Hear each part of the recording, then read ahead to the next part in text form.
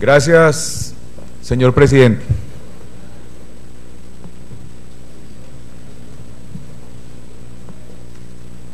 He presentado informe de ponencia para solicitarle a ustedes, apreciados colegas, archivar este acto legislativo. Quiero primero hacer unas consideraciones. Aquí, en nombre de la paz, a la cual todos queremos llegar, y tenemos diferentes formas de llegar o de ver cómo se llega, no se puede pasar por encima de la Constitución. Aquí estamos poniéndole un explosivo a la Constitución. Hay un golpe o un intento de golpe de Estado a los derechos de los ciudadanos. Desde el preámbulo de la Constitución, sin duda vemos cómo nos inspira a vivir en paz. Y luego en el artículo 22 de la Constitución nos habla del deber, del derecho y el deber de buscar la paz. Pero nosotros hemos visto cómo durante, no solamente este gobierno, durante muchos gobiernos se ha tratado de conversar con quienes están por fuera de la legalidad para llegar a acuerdos de paz. Eso está bien, si no afectamos el Estado de Derecho, si no afectamos nuestra Constitución. No es justo que, con base en los deberes y derechos constitucionales de preservar la vida en paz, los colombianos estemos sometidos por quienes precisamente han atentado contra ese derecho. Es que la mayoría de los colombianos cumplimos con nuestro deber, con nuestro derecho y nuestro deber de vivir en paz. Solamente muy pocos colombianos atentan contra esa obligación constitucional. En este caso, las FARC. Somos nosotros, el resto de los colombianos, quienes tenemos que obligar a la narcoguerrilla terrorista de las FARC a vivir en paz. Y no son ellos los que atentan contra este derecho los que tienen la posibilidad de obligar al Estado a doblegarlo, a aceptar sus condiciones y a crear un precedente de cómo con la violencia se alcanzan fines políticos y económicos. Este proceso de paz, que públicamente tenemos conocimiento desde el 17 de octubre del 2012, desde la reunión en Noruega, y que posteriormente el 19 de noviembre del 2012, entre otras cosas, acabamos de cumplir 3 años, donde habían anunciado 10 meses, han concedido una cantidad de concesiones por parte del gobierno increíbles. Primero se ha negociado, se le ha permitido a la narcoguerrilla terrorista de las FARC negociar las políticas públicas sobre tierras, sobre el sector agropecuario, a pesar de ser los mayores despojadores y los que más han contribuido al empobrecimiento del campo, los que han obligado a millones de familias a salir de sus tierras, es decir, los mayores impulsadores del desplazamiento forzado. Han negociado la política de drogas con el principal cartel de cocaína del mundo. Hay algunos informes internacionales que afirman que es el tercer cartel más rico del mundo y otros que afirman que es el primero. Han conseguido llevar al gobierno nacional, a los negociadores, a un acuerdo sobre justicia para garantizar su impunidad frente a los delitos no solamente políticos, que tendría alguna razón de ser, sino sobre los crímenes atroces, crímenes de lesa humanidad. Y adicionalmente a ello, han eludido la responsabilidad como victimarios de buscar reparar las víctimas con todo el dinero que han obtenido y con todas las tierras, que según el presidente de la República tiene 1 millón de hectáreas solamente en el sur de Colombia. Adicional a ello, pretenden nada más y nada menos que gobernar el país.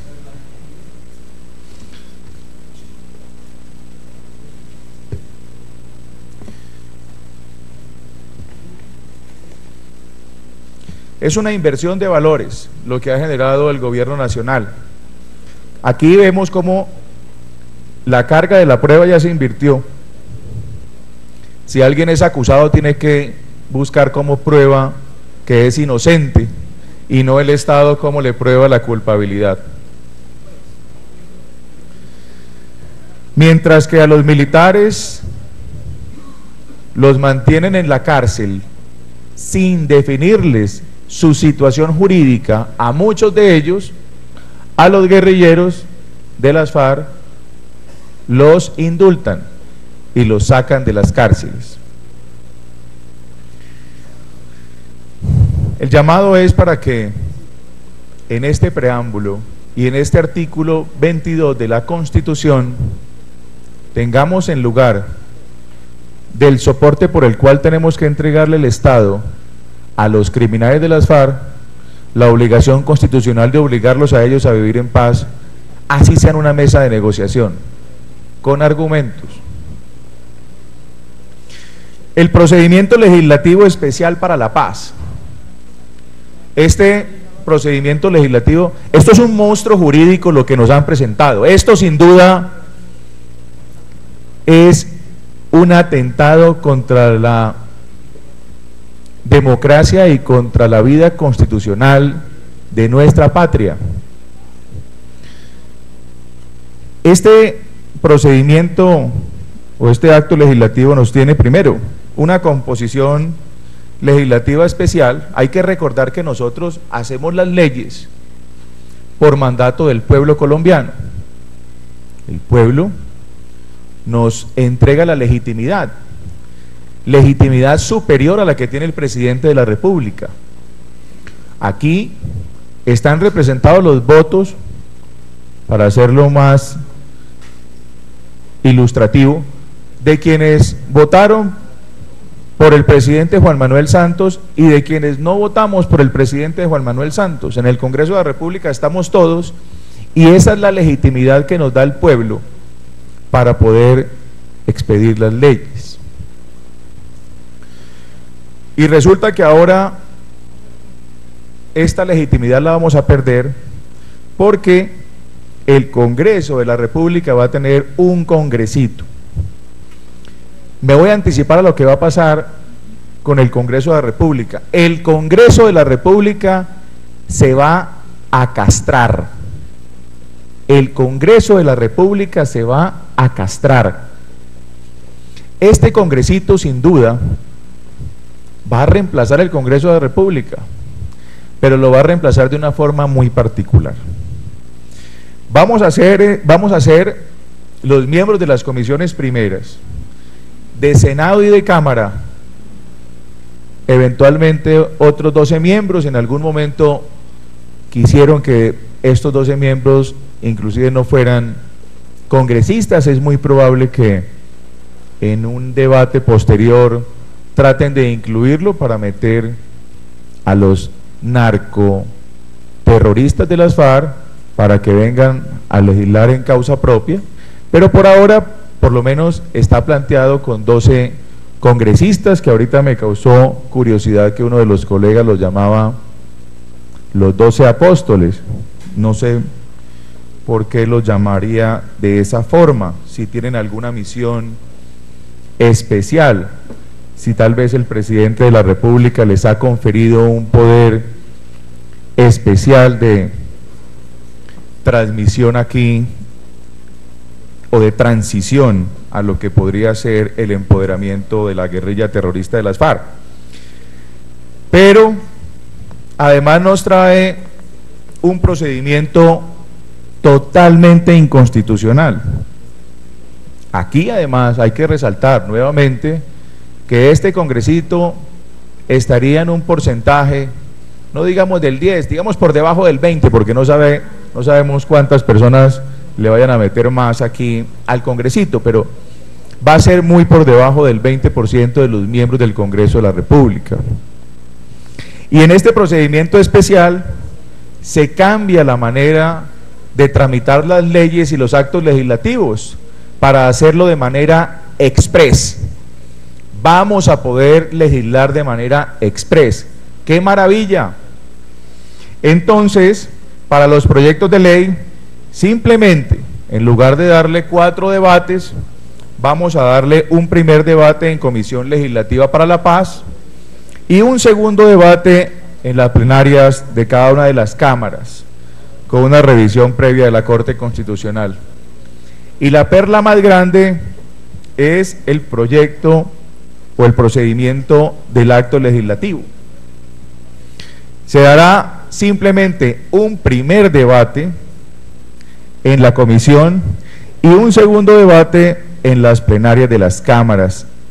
Una vez aprobado será promulgado y el control de constitucionalidad será reducido en los tiempos por orden del Congreso y además solamente va a ser sobre el procedimiento, es decir, vamos a limitarle desde aquí el control material, el control integral a la Corte Constitucional sobre los actos legislativos.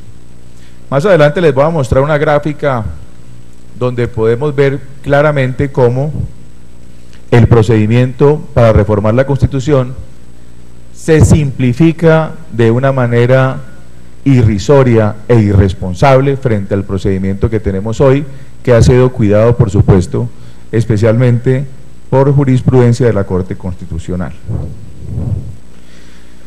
Estas características del procedimiento legislativo para la paz nos dice que serán por 6 meses y que será prorrogable por otros 6 meses. ¿A partir de cuándo? A partir de cuando entre en vigencia este acto legislativo para la paz y que además se haya refrendado el acuerdo final. Las modificaciones, dice que siempre que se ajusten al contenido del acuerdo final y previo al del gobierno nacional. Pónganle mucho cuidado, apreciados colegas, lo que quiere decir esto. Vamos a tener aquí, a pesar de todo lo dicho, vamos a hacer un congresito para aprobar los caprichos del señor presidente de la República y del señor bandido criminal Timochenko. Solo ellos dos nos van a poder decir qué es lo que tenemos que nosotros aprobar en el congresito. No puede haber ninguna posibilidad de modificación alguna por nosotros, pese a que en el artículo 374 y 375 de la Constitución estamos empoderados. Aquí no vamos a poder hacer absolutamente nada distinto a aprobarle lo que digan los señores presidentes Enrique Santos, Juan Manuel Santos y alias Timochenko. Hay 2 excepciones, o más bien una excepción que cumpla 2 requisitos, uno de fondo y uno de forma. El de forma, que el gobierno nacional, tal vez el doctor Enrique Santos, tal vez el presidente Juan Manuel Santos, tal vez Timochenko, le den un visto bueno. Y un requisito de fondo, que es que esté de acuerdo a lo acordado en La Habana. ¿Cómo les parece la perlita? Bueno, es decir, totalmente castrado el Congreso de la República. Y adicional a eso nos dice que van a haber unas facultades especiales, unas facultades al presidente de la República por 90 días para quitarle cualquier otra función legislativa al Congreso de la República y entregarle un cheque en blanco. El presidente de la República podrá expedir decretos con fuerza de ley, pero solamente tiene esta restricción. Dice que estrictamente necesarios para facilitar y asegurar la implementación y desarrollo del acuerdo final. Explíquenme ustedes, y este es un llamado para quienes han presentado una ponencia positiva, explíquenme ustedes cuál es la restricción del presidente de la República para los decretos con fuerza de ley, cuando aquí se le está diciendo una cosa totalmente amplia. Se le está diciendo al presidente de la República que puede legislar para que asegure la implementación y desarrollo del acuerdo final. ¿Qué es lo que han negociado? Todo en este país lo están negociando en La Habana. Entonces, ¿cuál es el límite que le hemos puesto nosotros al presidente de la República? Esto es, por supuesto, un engaño, una farsa disimulada. Dice que estas facultades podrán prorrogarse por 90 días más mediante un decreto presidencial. Esto es la copia de la ley habilitante del chavismo. Ya lo recordaba también el señor procurador, como en 1933 Hitler utilizó también unas facultades parecidas en ese momento para que fueran utilizados por el canciller, y ya vemos cómo entre dictadores se acercan. Plan de inversiones para la paz. Aquí no tenemos recursos, el país está previendo una crisis económica muy grande, ya el ministro de Hacienda salió en estos días anticipándose a lo que viene el próximo año. El próximo año, producto, entre otras cosas, de la irresponsabilidad en el manejo macroeconómico del gobierno, vamos a tener muchos problemas, pero van a asegurarle seguramente a la guerrilla de las FARC unos recursos que quién sabe de dónde los van a sacar o qué rubros van a afectar. Dice que los próximos 20 años el gobierno nacional necesitará un plan plurianual de inversiones con un componente específico para la paz, y que el gobierno determinará los habitantes y territorios a priorizar. ¿Será el gobierno o serán las FARC? Esa es una pregunta que yo creo que todos ustedes la tienen analizada y contestada en su fuero interno. Recursos del presupuesto general de la nación, recursos que seguramente, como ha pasado en este tiempo donde la paz y el posconflicto, las palabras paz y posconflicto han servido de excusa, se esfumarán, se los robarán. ¿Qué es el derecho parlamentario? El derecho parlamentario es un conjunto de normas que regulan las actividades internas, en este caso, del Congreso de la República, frente a su organización, funcionamiento, facultades, deberes, privilegios de los miembros, derecho que es parte integral del derecho constitucional. ¿Y por qué los proyectos de acto legislativo gozan de un procedimiento especial en su trámite legislativo? Esto es debido a las consecuencias que podemos tener cuando se afecta la arquitectura constitucional. El Congreso de la República tiene la facultad de reformar la Constitución, y por supuesto la jurisprudencia y el mismo Congreso ha regulado la forma de preservar la rigurosidad en la Constitución. para preservar nuestro ordenamiento jurídico. Y por eso tenemos unos trámites más largos en el tiempo, tenemos unos trámites que implican una votación calificada, una votación más exigente, para poder debatir, para poder analizar, para poder anticiparse a dificultades si se reforma mal la Constitución. El control constitucional a los procedimientos frente a las reformas constitucionales se da por la supremacía de la Constitución y los parámetros normativos nos obligan, por supuesto, a tener un cuidado muy especial. ¿Por qué la importancia en los sistemas democráticos del control sobre las formalidades y los procedimientos? Una reforma constitucional requiere amplias mayorías en el órgano de representación popular, ser fruto de un procedimiento reposado y cuidadoso. Nos dice la jurisprudencia que no debe ser alterado de manera apresurada o como resultado de coyunturas políticas, de coyunturas como la que estamos viviendo en nombre de la paz. Con independencia del procedimiento que se utilice, lo cierto es que la Constitución establece unos requisitos y trámites más complejos que una simple modificación de una ley.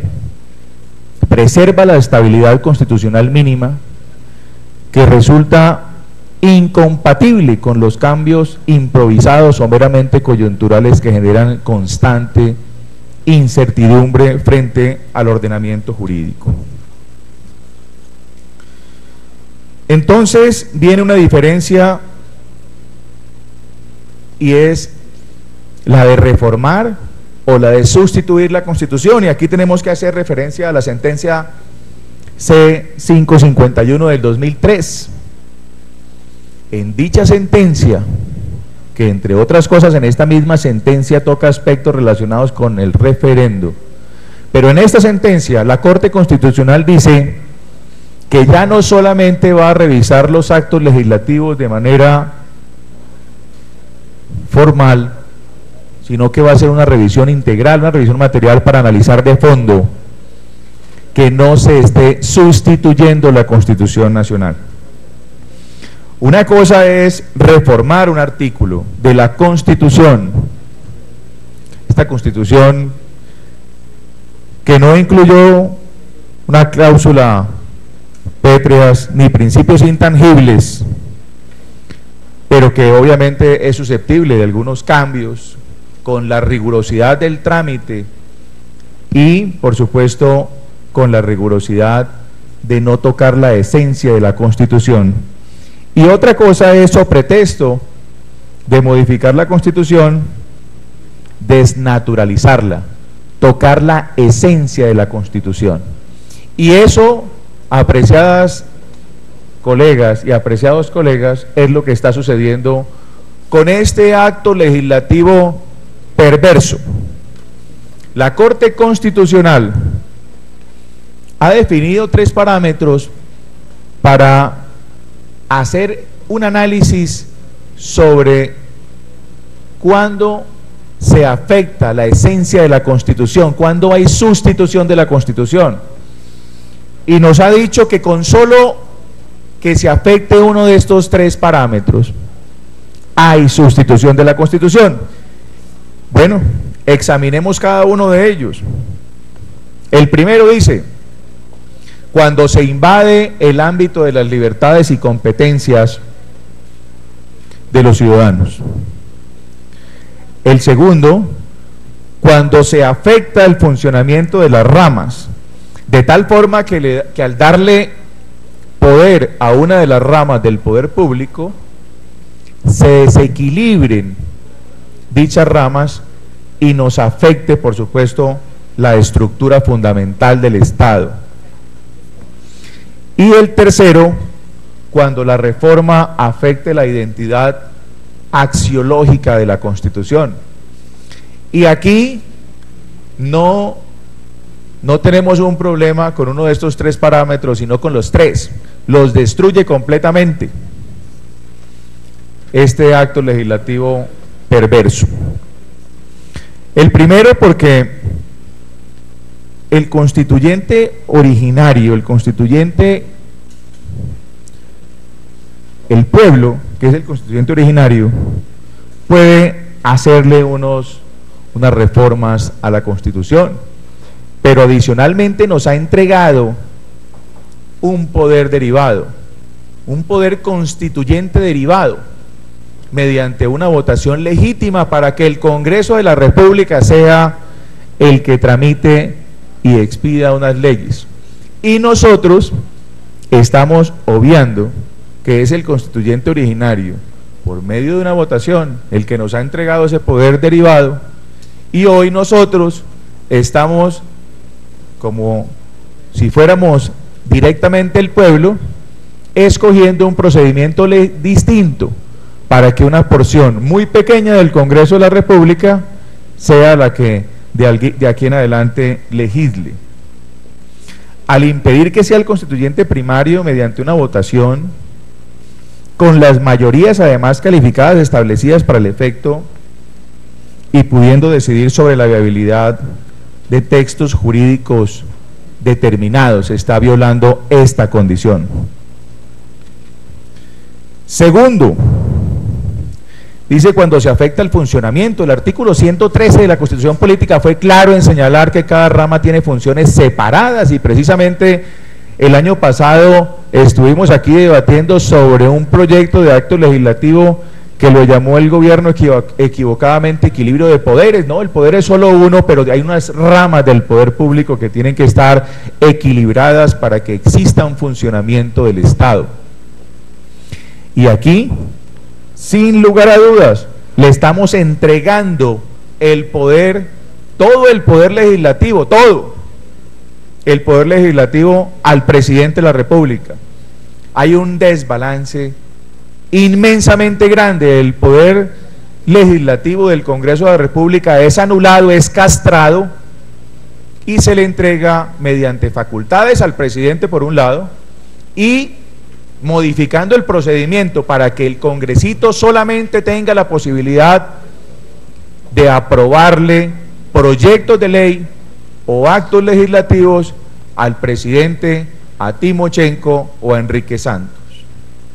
Esta es una realidad, así que por supuesto se afecta el funcionamiento de las ramas del poder público.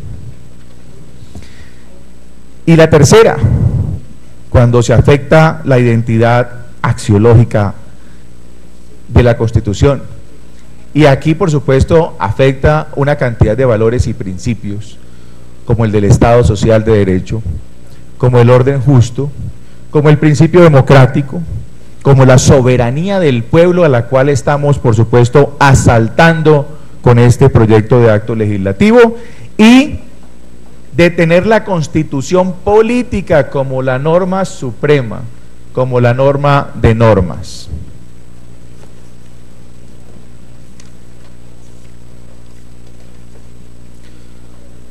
Validez de los alcances del proyecto de acto legislativo. Yo quiero llamar la atención aquí, porque bien, si nosotros queremos de verdad tener un proceso de paz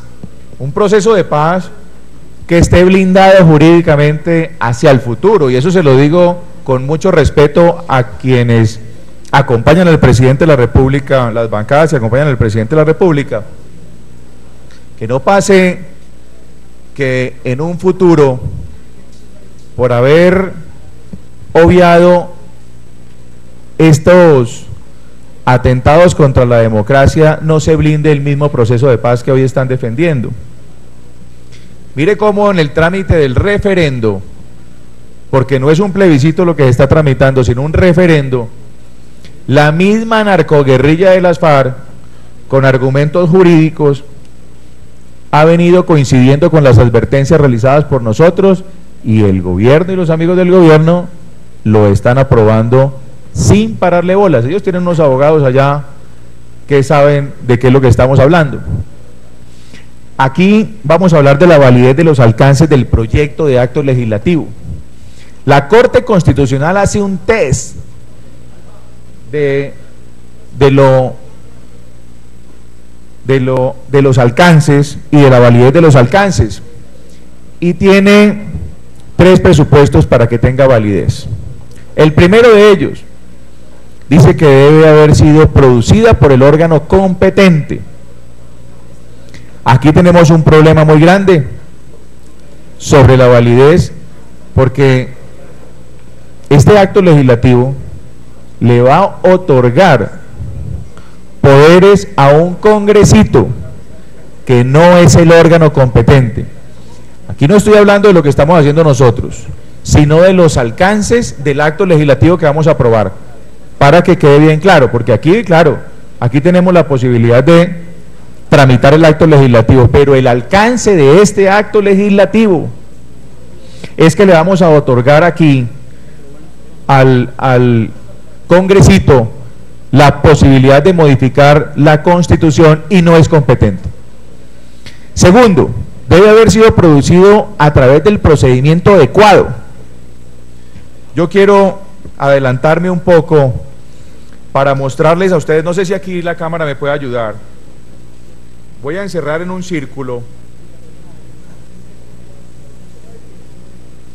simplemente para tener aquí visualmente.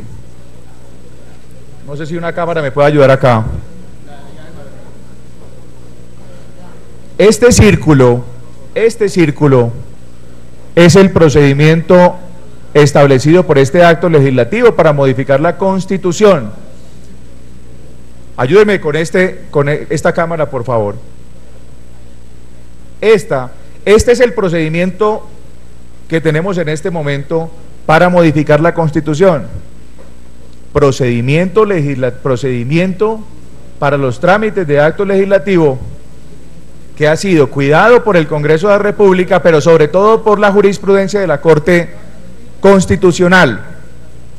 Un procedimiento que tiene 8 debates, que tiene que hacerse en 2 periodos ordinarios consecutivos, que tiene una mayoría simple en la primera vuelta y una mayoría calificada en la segunda vuelta, mucho más exigente. Y todo este procedimiento que se puede observar aquí en esta gráfica se cambia por este procedimiento pequeñito, para que ustedes miren lo que pretende el alcance de este acto legislativo, que sin duda va a carecer de toda validez. Y tercero, no debe estar en contradicción con normas superiores del mismo sistema jurídico, y aquí afecta una cantidad muy grande de normas superiores, pero arranquemos solamente mencionando el artículo 374 de la Constitución, que dice que la Constitución política podrá ser reformada por el Congreso de la República, por una Asamblea Nacional Constituyente o por el pueblo mediante un referendo. Y resulta que en ninguna parte del artículo 374 de la Constitución política, que es de la esencia nuestra, de la esencia nuestra de la Constitución, habla del gobierno. El gobierno no puede modificar la Constitución política, y nosotros le estamos entregando, sin autorización del pueblo, la facultad para que mediante un congresito el presidente de la República sea el que presente la iniciativa, para no tener la posibilidad nosotros ni siquiera de debatirla, sino que tengamos la obligación de darle trámite rápido, express, y obviamente agachar la cabeza y decirle: sí señor presidente, sí señor Timochenko, sí señor Enrique Santos, aquí está aprobada la reforma constitucional. Es abiertamente una sustitución de la Constitución. Y el artículo 375 de la Constitución política nos dice que podrán presentar proyectos de acto legislativo el gobierno, 10 miembros del Congreso, el 20% de los concejales, los diputados, los ciudadanos, el 5% del censo electoral. Pero resulta que nos dice, por otro lado, el acto legislativo, que los proyectos, primero, solamente podrán ser presentados por el gobierno, y que solamente podrán ser modificados con el aval del gobierno, llámese Enrique Santos, llámese Timochenko, llámese el presidente Juan Manuel Santos, y que los alcances de este proyecto en materia legislativa, en materia de iniciativa y modificación de las mismas, quedan castrados por la rama ejecutiva, contrariándole la Constitución política y otorgándole todas las facultades al gobierno, al presidente Juan Manuel Santos, a la narcoguerrilla terrorista de las FARC y a Enrique Santos, nuevo jefe o viejo jefe, pero hasta ahora se viene a saber, del presidente de la República.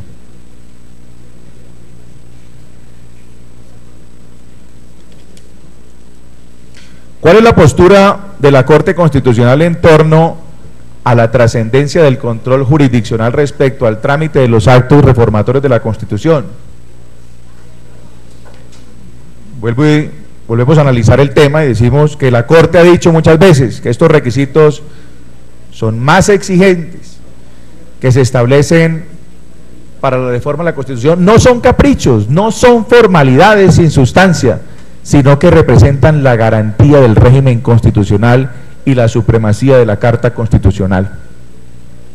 Si la Constitución pudiera ser reformada de la misma forma como se modifica una ley y no tuviéramos la rigurosidad de la Constitución, pues no tendríamos, por supuesto, un ordenamiento jurídico que nos diera garantías.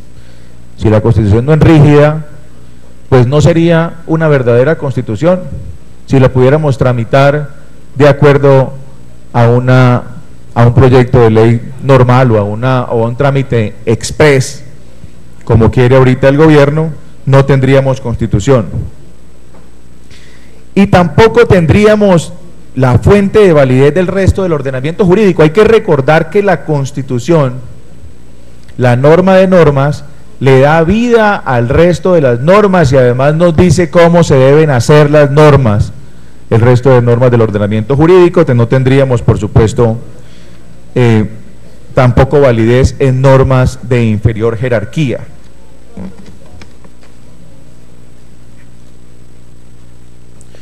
Y por ello la garantía de los contenidos materiales de la Constitución, que implica la protección de la regularidad formal de las normas constitucionales.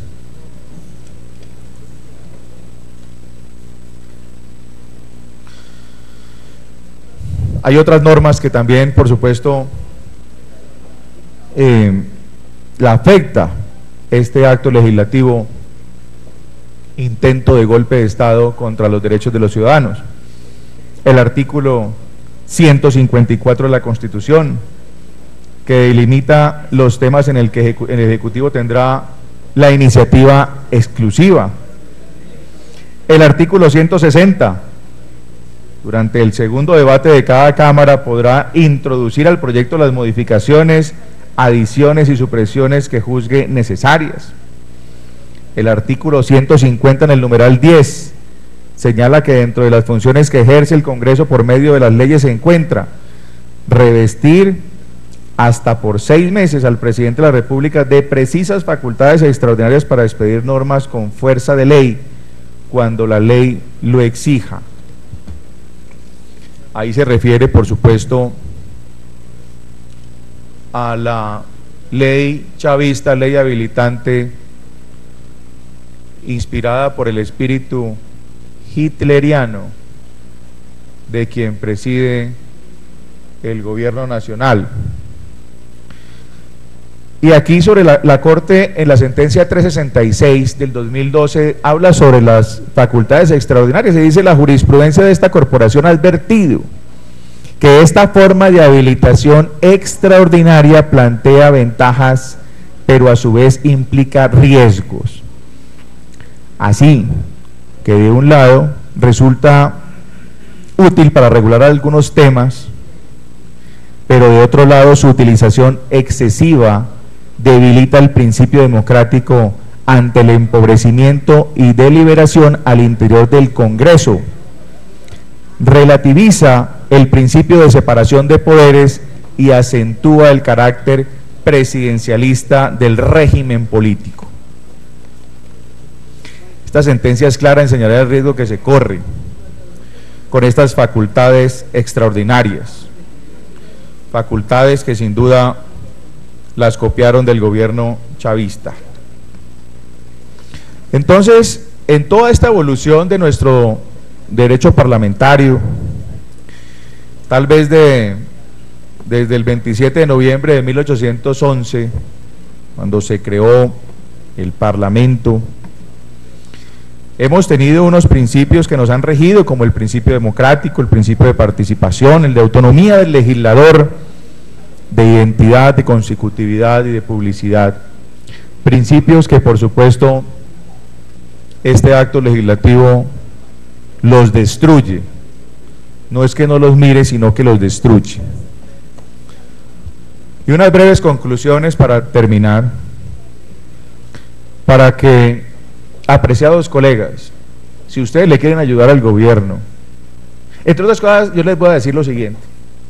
Yo creo que el gobierno nacional, llámese Enrique Santos, Juan Manuel Santos, Timochenko, tienen absolutamente claro que este acto legislativo no pasa un control constitucional, y tienen absolutamente claro que el referendo que están tramitando con el nombre de plebiscito tampoco pasa el examen de control de constitucionalidad. ¿Saben qué están haciendo, apreciadas amigas y amigos? El presidente de la República, Enrique y Timochenko, van a revocar el Congreso y van a citar una Asamblea Nacional Constituyente, no como lo hemos advertido nosotros que podría ser para refrendar los acuerdos, sino para implementarlos, o para refrendarlos e implementarlos.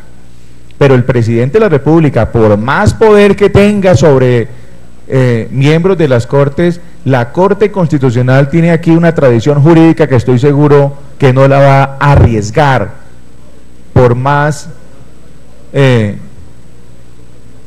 paz en el preámbulo y en el artículo 22 de la Constitución. Por el contrario, estos procedimientos tienen que estar aún mucho más blindados y darle mucho más legitimidad para que la paz de verdad pueda ser estable y duradera. Así que este presidente de la República, Juan Manuel Santos y Timochenko, los van a sorprender a ustedes, a nosotros no. Nosotros estamos listos a salir también a decirle al pueblo colombiano que queremos ir a una constituyente a defender los derechos, pero preparémonos para el próximo año, para otras elecciones, apreciados amigos. El gobierno pretende cambiar nuevamente la Constitución a través de este acto dictatorial, este acto legislativo dictatorial, y lo que busca es sustituir la columna vertebral y axiológica de la Constitución Nacional a través de un congresito con un procedimiento diferente, un procedimiento exprés, sin poder hacer absolutamente nada nosotros como congresistas. ¿Y qué podríamos decir nosotros? Para asegurar la implementación de los acuerdos no se necesita sustituir la Constitución. Yo no entiendo por qué, y en estos días le pregunté también frente al referendo que es disfrazado como un plebiscito a un colega de ustedes, o un colega nuestro, perdón, que hace parte de la unidad, le pregunté si él sabía por qué el presidente de la República no tramitaba esto como un referendo y lo tramitaba como un plebiscito, si sabía que era un referendo, porque es que están definidos y en su iniciativa, en su alcance y en el control constitucional. Y decía, no, la verdad no tengo ni idea, pero nos toca hacerlo porque el gobierno nos ha insistido. Yo lo que quiero decirles acá es que ustedes que están apoyando al presidente Juan Manuel Santos son los que deberían llamar la atención y corregirlo. En Senado el otro día le oí al senador José Obdulio Gaviria algo muy cierto, y es que estas modificaciones a la Constitución la estaban liderando Benedetti, que es un comunicador social, Roy Barreras, que es un médico, y Juan Manuel Santos, que es un economista. Puede que sea cierto, pero hay una cantidad de asesores allá que seguramente no lo han hecho bien, pero la obligación nuestra sí es decirle, y la obligación de ustedes, para que exista una paz estable y duradera, con unos mecanismos jurídicos de refrendación y de implementación que no tengan vicios en la Constitución, lo primero que debe hacerse es revestirse de legalidad. Así que un congresito con un porcentaje tan pequeño no reviste de legalidad, y además que tampoco pueda deliberar, o pueda deliberar pero no pueda decidir, porque le imponen unas limitaciones.